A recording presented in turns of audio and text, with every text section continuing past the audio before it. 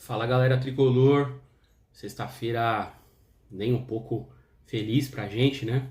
Depois de ontem aí, o que a gente viu lá no Morumbis. E é inevitável hoje a gente falar, né? Desse jogo, dessa eliminação, uma eliminação bem dolorosa, apesar da gente entender há muito tempo que o São Paulo não tem lá um grande time, nem um grande elenco, mas a gente como torcedor sempre coloca, né, uma grande expectativa, ainda mais numa Libertadores, com toda a mística que o São Paulo tem, que a nossa torcida tem com esse campeonato.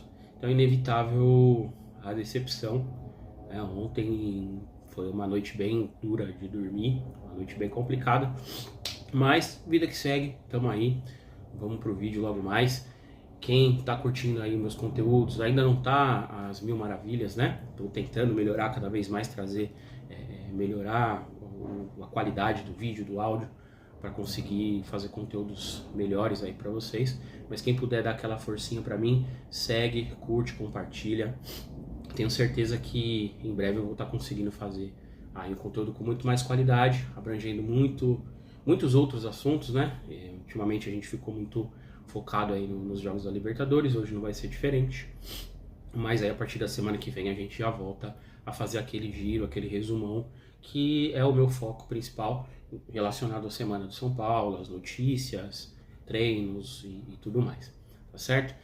Então, bora lá pro vídeo, vamos falar aí do jogo de ontem. Não dá para falar do jogo de ontem esquecendo o jogo da quinta-feira da semana passada.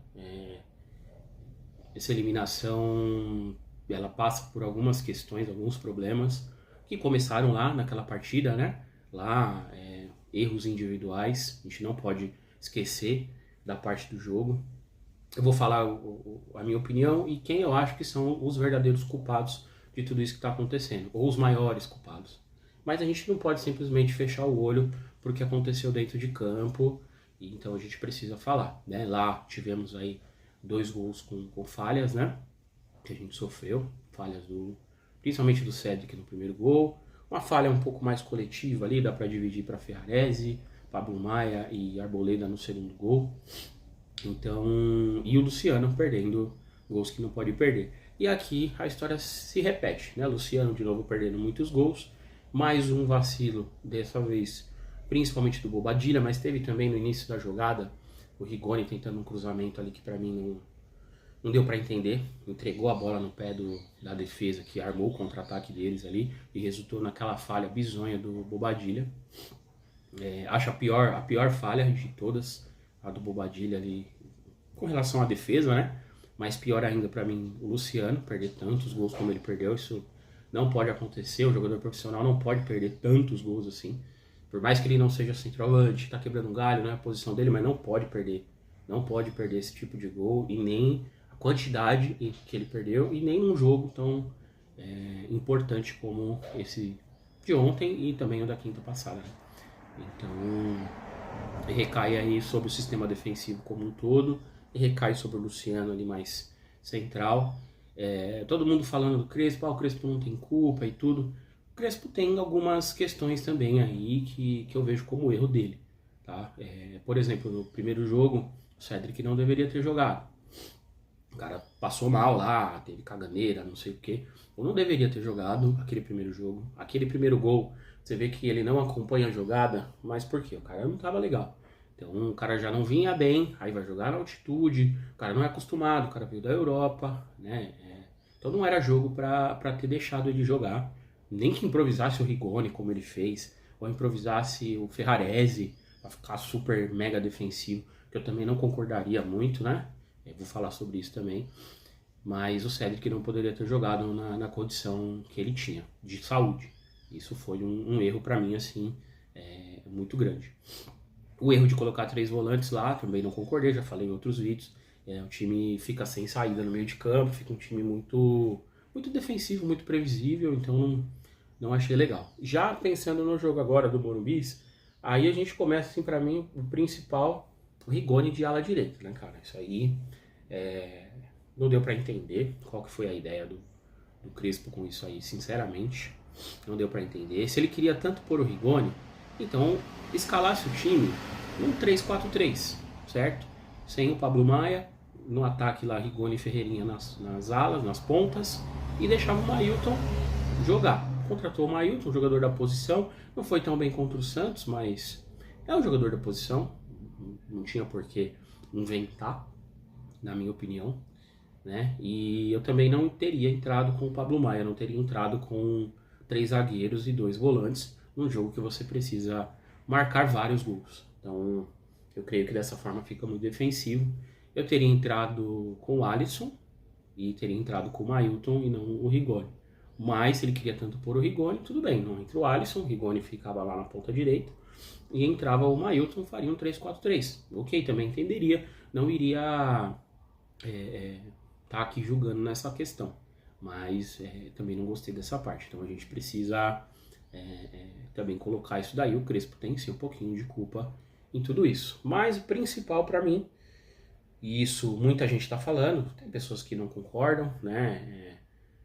Mas na minha visão e na visão da grande maioria, pelo que eu tenho acompanhado, a nossa querida diretoria. É um planejamento muito mal feito, as vendas dos garotos da base a preço de nada, as contratações inexplicáveis, né? Por que vende um monte de garoto a preço de nada e traz ali Dineno, Tapia, Rigoni? Ah, mas pô, foram contratações que vieram de graça. O próprio presidente falou recentemente que assim, não existe de graça. Tem comissão, tem luvas, o próprio salário. Cara, por exemplo, o Henrique do Carmo, que foi o último exemplo agora, que gerou a revolta, né, dessas vendas malucas aí. Pô, o cara não, com certeza ele não recebia metade do salário que qualquer um desses 3 que eu falei agora recebe. Entendeu? O salário do menino não deveria ser nem a metade do salário, nem do Rigoni, nem do Tapia e nem do Dineno. Então você pega a economia de salário que você teria se não tivesse trago esses 3 e mantido, por exemplo, o Henrique do Carmo. Você pega o que você não gastaria de luvas, de comissões, etc. Então, assim, não ia empatar, não ia ficar com a mesma grana do Henrique Carmo, mas ia ter uma grana razoável ali, que não ia ser gasta durante todo esse período, daqui até o final do ano, se você for somando ali salário. O Rigoni ainda deve renovar o contrato automaticamente, porque botaram metas ridículas lá para ele. Então ainda deve renovar para o próximo ano. O Tapia tem contrato para o próximo ano. Só o Dineno que provavelmente vai sair aí. Então se você botar tudo isso na ponta do lápis, assim, não dá para entender o que a diretoria está fazendo. É tempo de austeridade, é tempo de economizar, não vai ter grandes times, não vai disputar. Então para que contrata esse tipo de jogador? Para que mantém Luiz Gustavo no elenco? Para que briga para segurar o Luciano?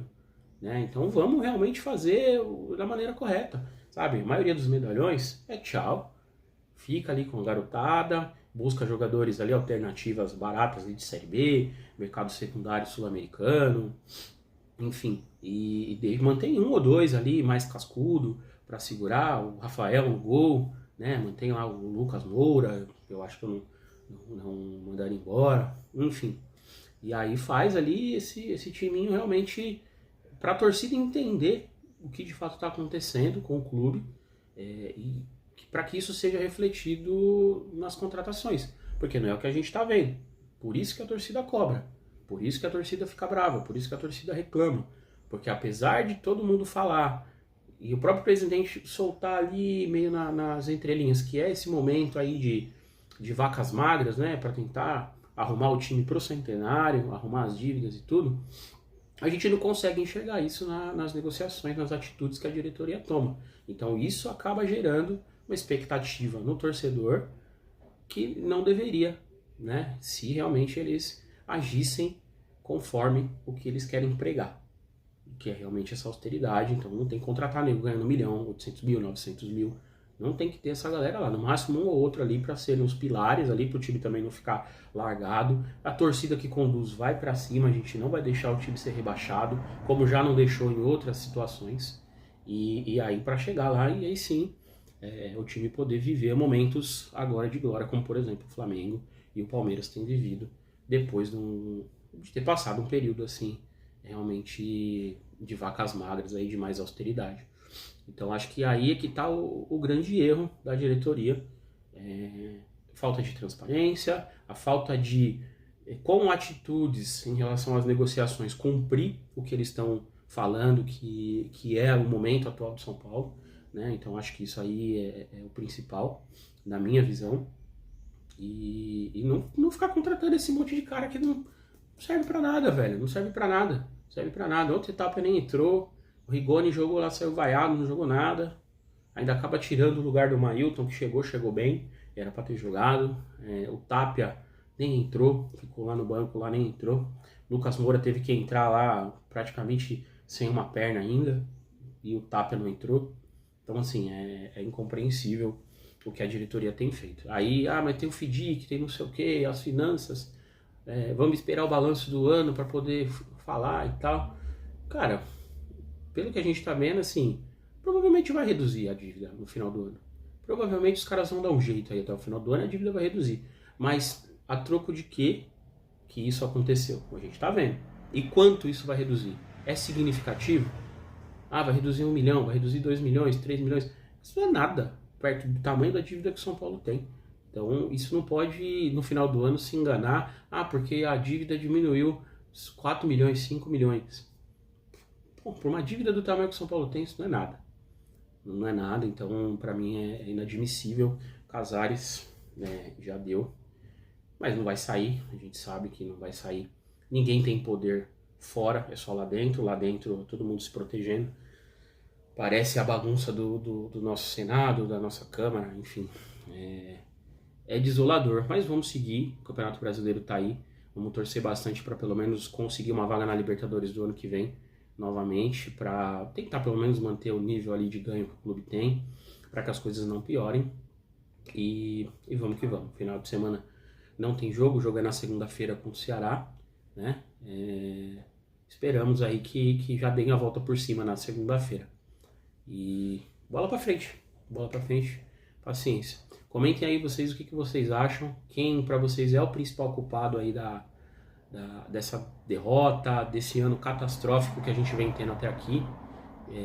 É as falhas defensivas, são as contusões, é o Rigoni, é o Luciano, é a diretoria, é a venda dos garotos da base a preço de banana, é tudo misturado.